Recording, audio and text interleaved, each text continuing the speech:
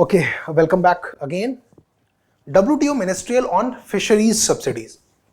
Very important topic for prelims, for mains, for interview. Okay. Now WTO is a very constantly evolving issue. Why? Because the whole organization has been a constantly evolving organization. Okay. Now let's look into what the news is. Central government has said that it has no plan to cut fisheries subsidies, says the minister. And second news is WTO chief urges members to implement outcomes of 12th ministerial conference. Now what is a ministerial conference? Ministerial conference is a conference of the ministers of finance, commerce or trade of all the countries who are member to WTO. Okay, it is the ministerial conference. Usually it happens every 2 years. Okay? And when ministers meet, they discuss the trade barriers, the agendas that have been set for the opening up of trade barriers and all these things. Now what is WTO as an organization, what it does, how it evolved and all these things. Okay? So now we are talking about the 12th ministerial conference that was held in Geneva. It was co-hosted by Kazakhstan. Okay. On July 20th, this ministerial concluded and came up with an agreement on fisheries subsidies. Prior to that, we have studied from time and again agreement on agriculture, on agriculture, where we have seen what are the various points of agreement on agriculture. The very contentious points are the amber box subsidies. Okay. So what is WTO? WTO simply means World Trade Organization, and organization which facilitates free trade across the world. Okay, I hope you understood that. Okay, now this WTO thing, WTO, let's trace its evolution and what it does, why it does so. Okay. In 1948, if we try to trace its evolution, in 1948, General Agreement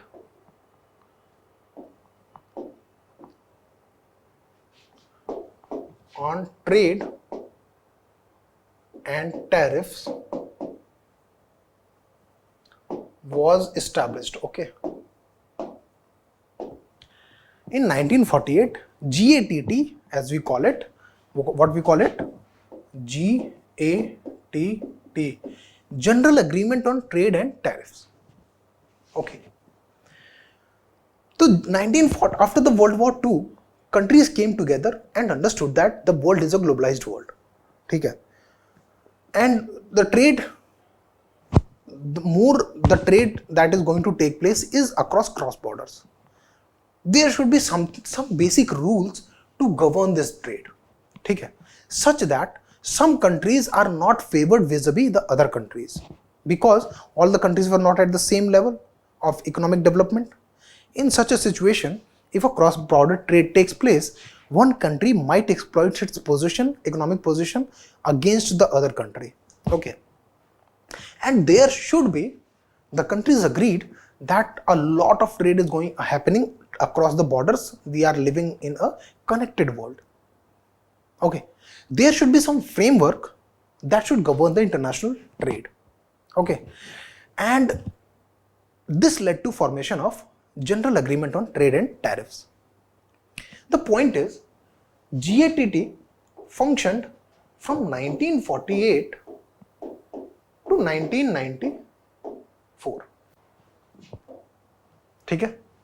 It functioned from 1948 to 1994. And in 1995, World Trade Organization was born. Okay? What happened? World Trade Organization was born. In 1948, when GATT started, it started off with what? It started off with trade. As the name suggests, trade, ठीक है, it only dealt with trade. It did not dealt with services. It only dealt with trade in goods. In goods across the border. Because services were not being traded a lot at that time. ठीक है, services started being traded around 80s. ठीक है, services started being traded around 80s. With the evolution of computers and all, people started moving across borders, and earlier to that only goods were moving across the borders for the purposes of economy. But with the evolution of computers and technology and all these things, people started moving across borders as resources, as a factor of economy. पहले क्या था, only trade was done in goods, and that was moving across the borders as a factor of economy. But during the 80s, what started was movement of people across the borders as a factor of economy. To deal with those things and to deal with new kind of economic or business environment, a specific agenda, a specific round started. A round means a specific set of discussions started. These discussions were called Uruguay round. Uruguay round. Now, Uruguay round of discussions lasted for around 7 to 8 years. Okay, Uruguay round of discussions lasted from around 1986 to 1994. ठीक है, 1986 to 1994. In 1982 itself, the countries agreed that we need to come up with newer frameworks to meet the newer challenges. Okay, but after 4 years, in 1982, countries agreed that we need to come up with a new set of discussions that the world faces right now, like trade in services and all these things. And the Uruguay round discussion around that commitment started in 1986. This round of discussion went out for 7 years, which included not only trade in goods, but also trade in services,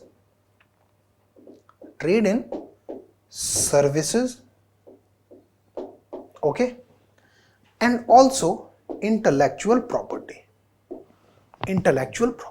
Why? Because 1980s was the decade of technological evolution in the field of IT. With that, a lot of software started to come out as a product.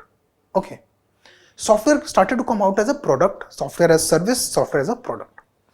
Now, when software started to come out as a product, the laws governing the patent laws and all these laws became very important to govern the to make the accessibility or to govern the access to the software by in such a way that the original creator gets benefit from it. Okay, like if you create some patent of or design of engine, okay, that is an intellectual property. It is protected by patent laws. Okay. Similarly, if you create some software, that is an intellectual property. It is also protected under patent laws. So in that decade, in 1980s, software as a product started evolving very fastly.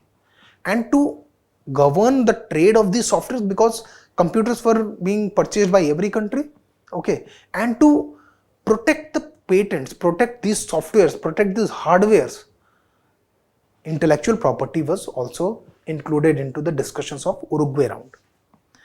Uruguay round means the round, that's the set of discussions that started from Uruguay in 1986, Uruguay Ministerial in 1986. Okay, and that went on to 1994, like 3 conferences and ministerial conferences took place, 1986, 5, 86, 88, 90, 92, 94. Okay. All these conferences led to the formation of a World Trade Organization in 1995 with the mandate, now let's remove it, with the mandate, now WTO was not only dealing with trade in goods, okay, trade in goods, but also trade in services and also intellectual property rights. Okay, all these three things came into being. Now WTO had the mandate to deal with trade in goods, trade in services and trade in and protection of IP rights. Okay. So now what is the mandate of WTO? The mandate of WTO is to facilitate free trade. Free trade means that countries do not impose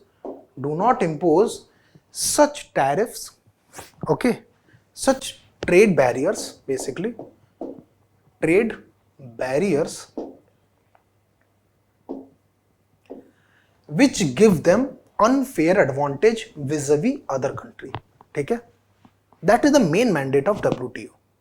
To implement that mandate, agreements are arrived at by the members of WTO, like agreement on agriculture, which talks about three kinds of subsidies that the WTO believes need to be regulated. The first one is green box subsidies, which can be given to any amount. The second one is amber box subsidies, which is limited to 10% of the 1986 production volume, okay, for developed 10% for developing countries and 5% of the 1986 production volume for developed countries. And similarly the blue box subsidy. So when we talk about these agreements are nothing but agreements are the points which the countries have arrived to in a ministerial on a certain issue, like agriculture ka issue, okay? Agreement on agriculture, then agreement on fisheries subsidies. Why agreement on fisheries subsidies? That we are going to talk about. Okay. Fisheries and fish stocks. Let's talk about fisheries and fish stocks. In 1970s, only 10% of the global fish stock was overfished. But in 2020s, about 50% of the global stocks are overfished. An estimated 22 billion per year in harmful government subsidies. What is harmful government subsidy? Any such subsidy provided by government which helps people to overfish the stock of fish, the fish stocks. Now fish stock means the fishes that are in oceans, okay, the fishes that are in oceans, if they are being overfished, so they will deplete. That will not be sustainable. Okay. It will also lead to a collapse of food chain within the ocean. That might lead to a lot of problems. The World Bank put the cost of perverse incentives, perverse incentive means these harmful subsidies, at $83 billion a year. That means World Bank says that due to these subsidies, the environmental loss and loss of livelihood to the marginalized communities living in the coastal areas is around $83 billion a year. And that is not even accounting for even the $22 billion that the harmful government subsidies are. Okay. That means the World Bank says that these subsidies which are being provided are leading to a decline of fish stock, first thing, and they are also leading to the further marginalization of people living in the coastal areas. Okay, now why are we saying that? Because these harmful government subsidies are majorly given by developed countries or the countries having higher development index. Okay, basically developed countries. And these subsidies are given to such larger corporations which are involved in fishing and not the smaller communities or marginalized people. Okay. Moreover, the subsidies that rich countries are giving is a lot as compared to the subsidies that poorer countries are giving. Okay. That brings us again to the age-old phenomena of common but differentiated responsibilities or polluter pays the principle. polluter pays says that the person who has polluted more will be paying more. Okay, and if people in India are not overfishing their stock, they should not be imposed with the burden of not providing these subsidies. We'll be looking at that in a while. Okay. Extent of subsidies provided by various countries. Now, you can see the black mark represents harmful subsidies. The black mark represents harmful subsidies, okay? And this gray mark represents beneficial subsidies.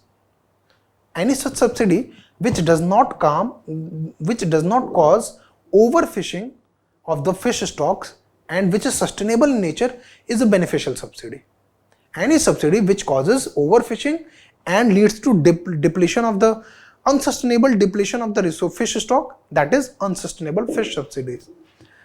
Now you can see China, Japan, Korea, Russian Federation and USA are the countries which are the top promoters, which are the countries which are giving highest amount of harmful subsidies, right? Black mark.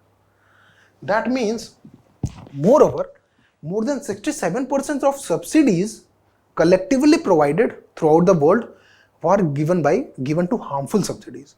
More than only more than around two-thirds of the subsidies were harmful subsidies.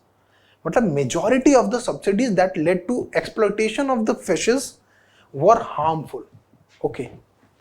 And fuel subsidies are biggest. Fuel subsidies means all these trawlers and big ships that sail into the sea, they are provided with fuel subsidy. And fuel subsidy marks the greatest portion of the subsidy provided. China is the largest provider of harmful subsidies. Now, if we look at the high HDI countries, high HDI means higher human development index countries, then all these high HDI countries are the countries which are providing highest amount of what? Harmful subsidies. This mark in dark, that is harmful subsidy. So you can see that high HDI countries are the top promoters of harmful subsidies, whereas low HDI countries are providing lowest harmful subsidies.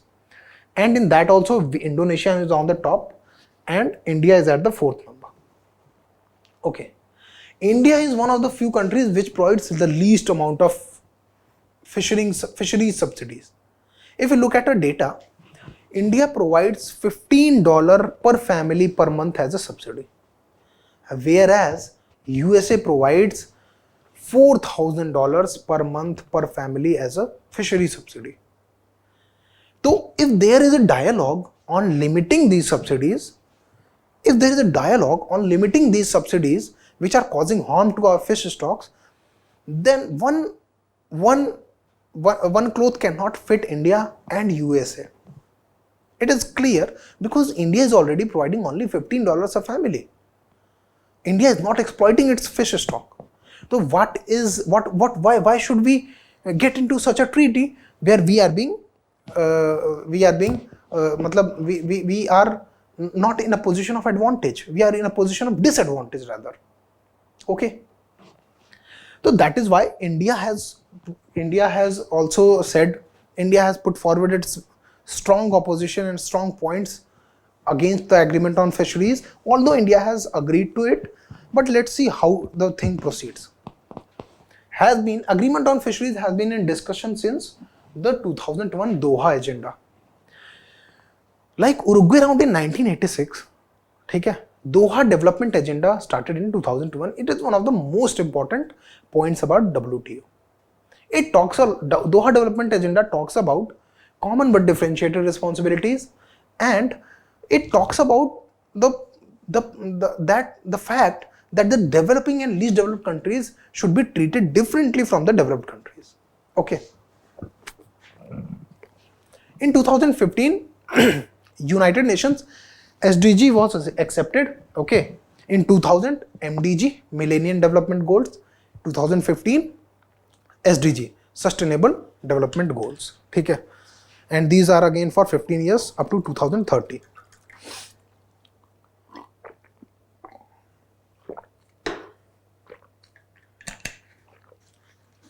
Right.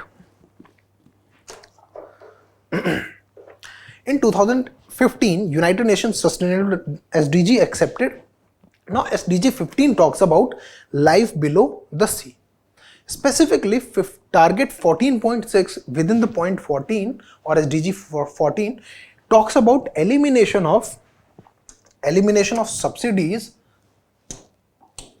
fishery subsidies which contribute to overcapacity and overfishing, eliminate subsidies that contribute to illegal, unreported and unregulated. Now this is an important point: illegal, unreported and unregulated.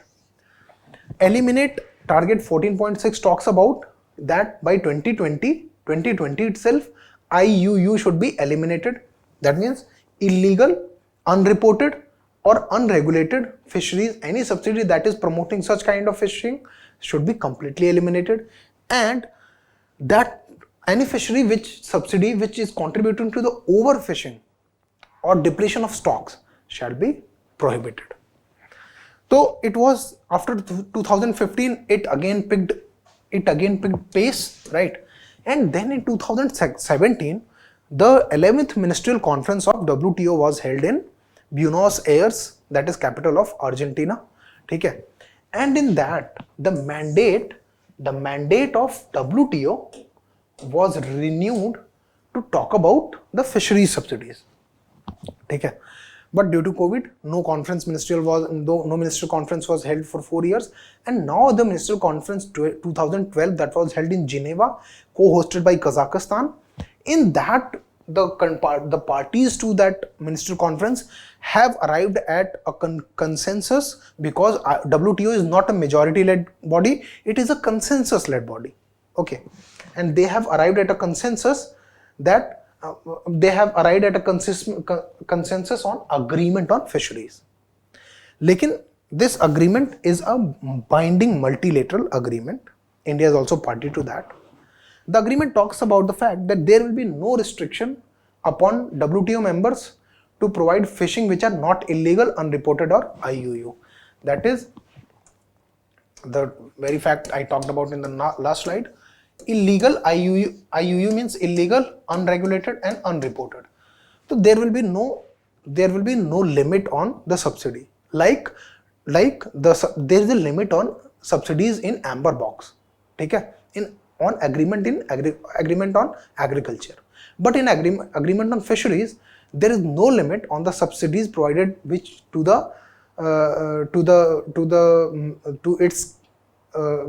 will be no limit to the subsidies provided by countries unless and until it is an IUU. Okay. Developing countries and least LDCs will have a transition period of 2 years from the date of entry into force of the agreement. India said that transition period should be around 7 years, but it has been agreed that it is 2 years.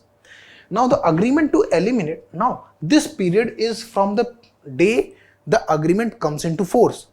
Now the agreement has been accepted by countries but not ratified.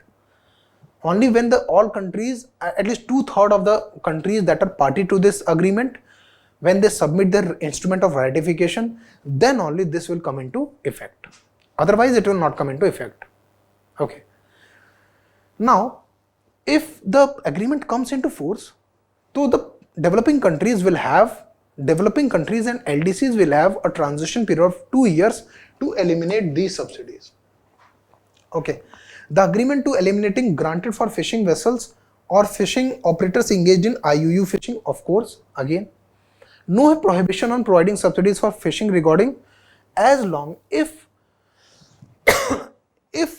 a country or if a company is overfishing, overexploiting the stocks, but it is also somehow trying to biologically manage those stocks, then there will be no limit on the subsidies provided.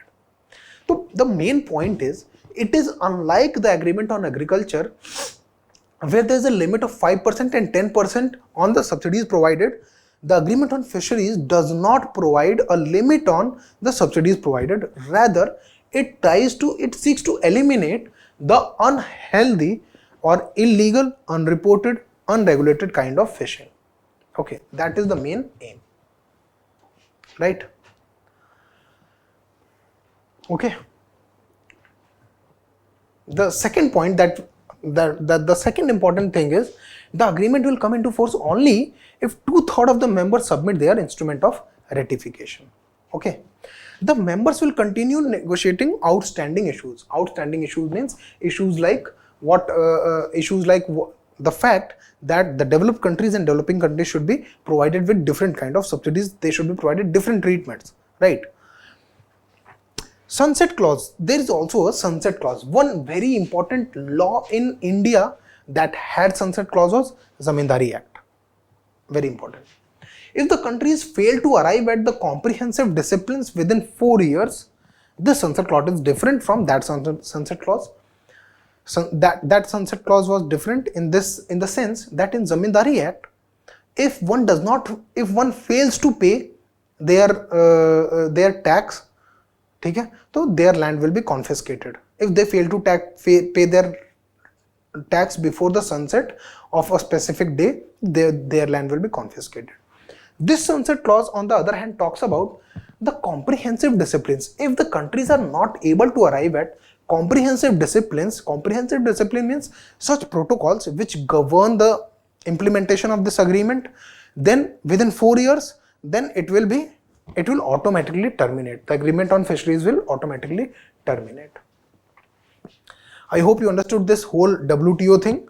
What is WTO? How it came into being? How it came from GATT to Uruguay round to WTO, WTO to Doha round, and now from the formation of SDGs, how we are talking about the subsidies being given for fisheries that are harmful.